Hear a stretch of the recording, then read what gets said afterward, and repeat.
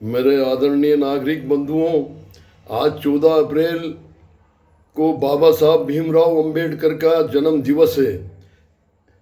इस जन्म दिवस पर मैं बाबा साहब भीमराव अंबेडकर को सलाम पेश करता हूँ। अस्सलातु वस्सलाम या अहलल कुबूर। बाबा साहब भीमराव अंबेडकर की आत्मा को सलाम करता हूँ। अस्सलातु वस्सलाम या अहलल कुबूर। बाबा साहब, आपने भारत के लिए संविधान लिखा और संविधान में सबको एक समान अधिकार दिया और भारत की नागरिकता में किसी तरह का कोई भेदभाव नहीं किया। बाबा साहब, आज सन 2014 से केंद्र में जो मोदी सरकार आई है, वो मोदी सरकार ने देश की सद्भावना, भाईचारा, देश की एकता, अखंडता, उसको खंडित करने का काम किया है।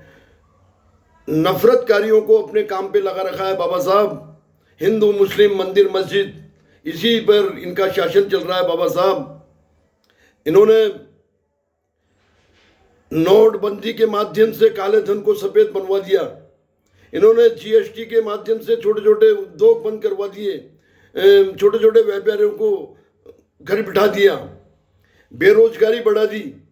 इन्होंने 3 तलाक कानून अपने मनमाने ढंग से लागू कर दिया। इन्होंने नागरिकता कानून में एक विशेष समुदाय को परेशान करने का काम किया। किसानों के आंदोलन में किसानों को 750 किसान शहीद हो गए और उनके खिलाफ काले कानून लाई है सरकार। तो किसान भाइयों ने आंदोलन कर उस काले कानून को रोकने का काम किया। यानी 386 दिन तक ये आंदोलन चला, जिसमें 750 किसान शहीद हो गए, यानी देश को बर्बाद करने का काम किया। बाबा साहब, इनके शासनकाल में पुलवामा कांड हो गया। 40 सैनिक भारतीय बिना लड़े हुए शहीद हो गए। आज तक उसकी कोई जांच नहीं हुई और जांच की कोई मांग करता भी है तो उसके खिलाफ एक्शन ले लिया जाता है। आज तक कोई जांच नहीं हुई। बाबा साहब, इनके शासनकाल में कोरोना वायरस का डर बिठाकर और एक फर्जी कंपनी की वैक्सीन बनवाकर वो फर्जी कंपनी की वैक्सीन भारतीय नागरिकों में लगवाई गई। उसका परिणाम खराब आया है, गलत आया है। और कोरोना वायरस का डर दिखाकर इन्होंने थाली कटोरे बजवाए, तालियां बजवाई इस प्रधानमंत्री ने। बाबा साहब, इतना डर खौफ बिठा दिया भारत की जनता में, जो अर्थियों का अंबार लग गया पूरे भारत में, अर्थियों का अंबार लग गया।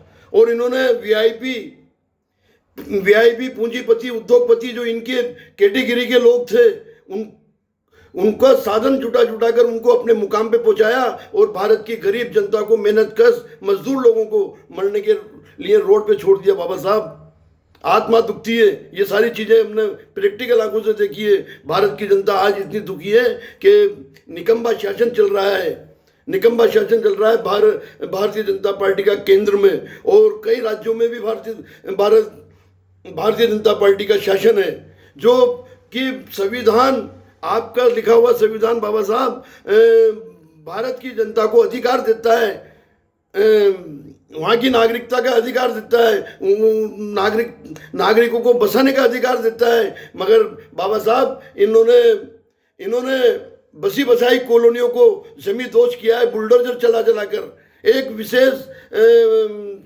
समुदाय को देखकर टारगेट करके मुस्लिम समुदाय, दलित समुदाय, पिछड़ा दलित समुदाय, जो इनकी विचारधारा में नहीं है, उनको टारगेट करके उनकी मकान, जमीन, दुकानें, कारोबार सब जमी दोष किया है बुलडोजर लगा कर।